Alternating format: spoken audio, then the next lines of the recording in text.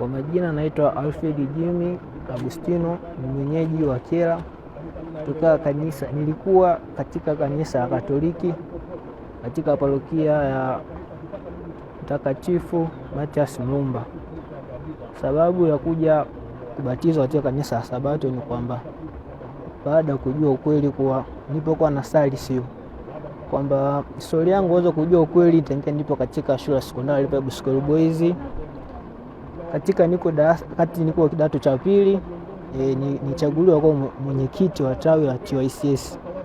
Sasa katika mwenyekiti huo kwa kuna kila mwisho wa mwezi kuna sheria ya shule kwamba tuwe tunasali pamoja, ila maajabu ni kwamba Waadventista wa Sabato hawakukubali kusali kwa pamoja. Sasa nikataka kujua kwa nini. Kuanzia hapo nikaenda kushiriki baadhi ya ibada katika Adventista wa Sabato. Nikashiriki kwa kuwa nilikuwa mwenyekiti wa tawi la TYCS. Sheria ikanifinya sana kwamba nisio na ule kwenda kule, lakini baadaye nikakaa.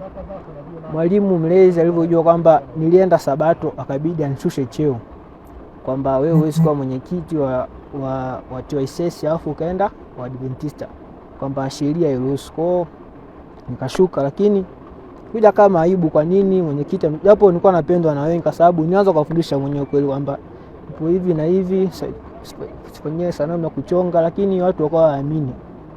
Kwa ndio hivyo nikashiriki hapo baadhi ya ibada. Baadaye nikarudi nyumbani, nimeza form 4 mwaka jana ndio. Na kufika kule Kyela nalelewa na bibi yangu, japo wazazi wangu wote nao nilikizwa naenda kwenda kule. Nimekaa sana pale, ni Wakatoliki, na nasema kama Katoliki damu kwamba hadi picha za watakatifu na Bikira Maria wapo pale wamebandikwa. Sasa nimekaa pale kwamba katika mafundisho ya Kikatoliki nilibatizwa tangia niko mdogo, kwamba nikaambiwa nenda kasome mafundisho. Ndio yangu ilikuwa ni ngumu sana kwamba sitaki, mpaka leo mafundisho kama komunio kipema nilikataa, ila mdogo wangu mwenyewe alikubali, ila mimi nilikataa.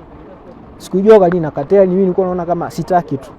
Sasa kwa kuwa nilikuwa na idea kidogo, nikapata ujumbe kama bidi mtembee mamako mkubwa huko Mbeya SS.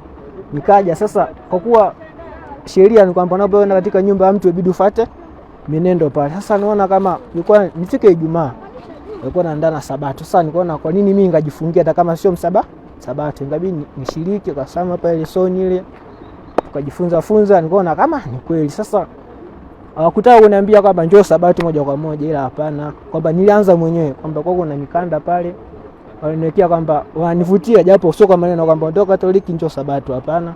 Kwa hiyo nikakaa pale kama siku ya kwanza, babangu mkubwa hapa ameweka mkanda, nikasikiliza, nikaanza kujifunza mwenyewe. Nikaanza kuvutiwa kwamba baada ya mkanda tukimaliza wewe unaenda kulala. Sasa mimi asubuhi naamkia hapa, nachukua na Biblia naangalia hapa vitu, napitia summarize. Baada kaja kumaliza wote kwamba nikakubali kwamba kuachana kule, kwamba sio kwamba unasali kule lakini unatumikia Mungu, hapana, inabidi utoke. Ndio sababu ya kwamba kuja kubatizwa katika kanisa Adventista wa Sabato. Amina. Unajisikiaje sasa?